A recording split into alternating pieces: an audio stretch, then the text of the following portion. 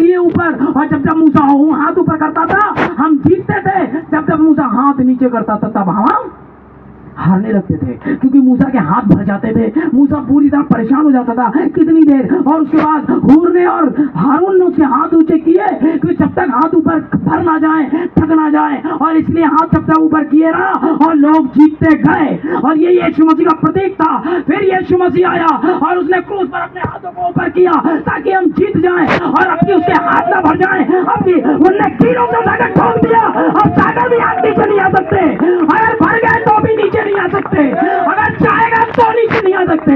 अब तो जीत पक्की है। खुदा ने उठा करके लकड़ी में ठोक दिए इन हाथों को, अब ऊपर ही रहेंगे, अब नीचे नहीं आएंगे, और इसके बाद भी तुम हार जाओगे तो अब तुम्हारे ऊपर है। तुम्हारे जीतने के लिए उसने अपने हाथों को ठुकवा लिया। मूसा के तो हाथ भर गए, वो नीचे आ रहे थे, इसके हाथ अब नीचे नहीं आएंगे। ये मर तो जाएगा लेकिन इसके हाथ नीचे नहीं आएंगे। और अगर आप हाथ नीचे नहीं है तो कौन सी आत्मा तुम्हें हरा देगी, मुझे बताओ? कौन सा परिस्थिति तुम्हें हरा देगा, बताओ? कौन तुम्हारे सामने खड़ा रह पाएगा? क्योंकि तुम्हें जिताने के लिए कोई ने अपने हाथ ऊपर कर लिए। आमीन, प्रेज़ द लॉर्ड। तो भाई बहनों, ये प्रतीक में था। पुराने नियम में मूसा प्रतीक था हाथ ऊपर करने का, लेकिन मूसा के हाथ नीचे आ सकते थे और हम हार सकते थे। लेकिन यहाँ वो है जो मूसा से बड़ा है, और अब वो खड़ा है, और अब हम नहीं हारेंगे, ना मौत से, ना बीमारी से। कौन भुखमरी, कौन तूफान, कौन संकट, कौन हमें मसीह के प्रेम से अलग कर सकता है? कौन? उसने कहा। आमीन। भाइयों बहनों, अब ये खड़ा हुआ, अंतिम बार पुकारा। आमीन।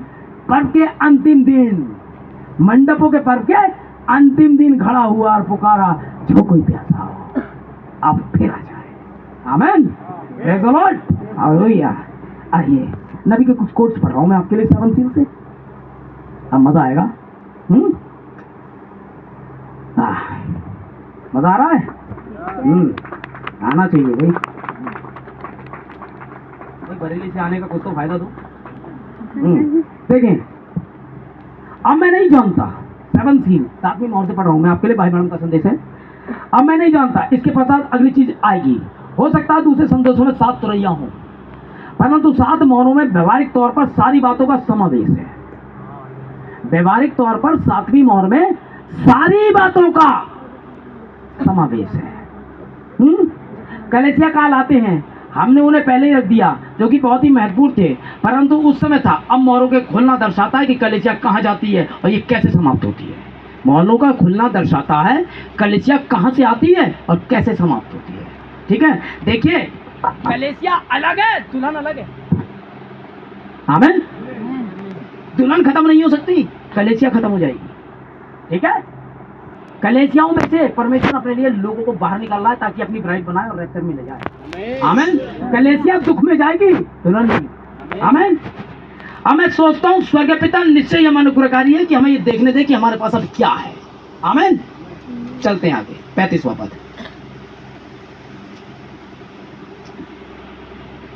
अब मैं आपको बताऊंगा, जब वह महान अलौकिक अंदर आता है, वह महान मसीह की बुद्धि है। जब वो महान अलौकिक अंदर आता है, वो मसीह की महान बुद्धि है।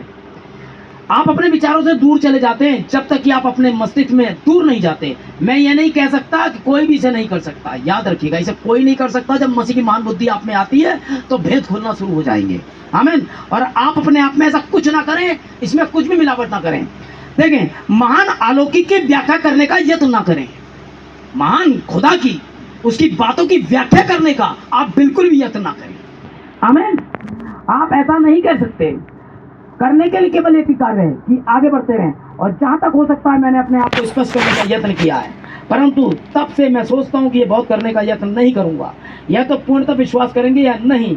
आप देखिए, थोड़ी देर के लिए क्यों, अब मैं पूरी तरह से ईमानदार रहने का यत्न कर रहा हूं, परमेश्वर जानता है। याद रखिएगा, आप इसका व्याख्या ना करें, आप केवल इसका विश्वास करें और विश्वास से आगे बढ़ें, क्योंकि दुल्हन के पास एक ही तरीका होता है। आमीन, प्रेज़ द लॉर्ड, कि वो विश्वास कर रही होती है। आमीन, याद रखिए। आमीन। कुछ चीजें आपके सामने रख रहे हैं, बाकी ज्यादा लंबा चौड़ा नहीं, क्योंकि इस्राएल आज भी अपने नबियों का ही विश्वास करता है। ये अंतिम पुकार है भाई बहन, देखें। हालेलुया। Praise the Lord. देखिए,